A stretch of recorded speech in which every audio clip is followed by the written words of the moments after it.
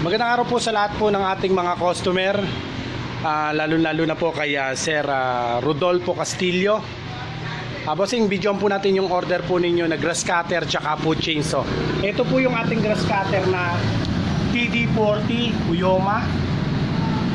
Heavy duty na grass cutter po yan. Ito po siya, brand new.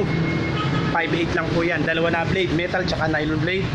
Tsaka yung mga kasama po niya. Ito po yung grass chainsaw, 18 inches, 5,000 lang po yan. Okay po. 1 liter unleaded gas plus 50 ml 2T oil mix po. Ano po? Testing po natin to bago po natin ipaship. Ito po yung mga blade niya, hindi ko na nalagyan ng blade. Madali naman po siyang i-operate. Ito po yung choke. Ito yung choke. Inaangat po yan. Pag mandar na, pwede nyo na po siyang ibabang ganon. Ito yung revolution. Ito yung on and off. Taas natin to. Ito, nakataas. Try natin. Start natin. Tatapakan nyo lang po rito ang pag-operate ha. Tapak nyo rin sa may ilalim. Ito, meron siyang stand. Yan. Tapakan nyo lang po dyan. On natin. Try natin. Okay, baba nyo lang po ito. Pagkamatang na.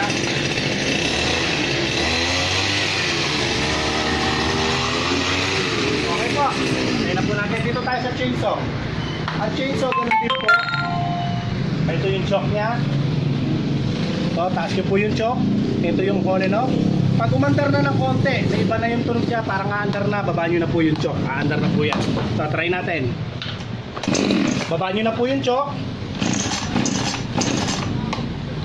Okay, konting gasolina.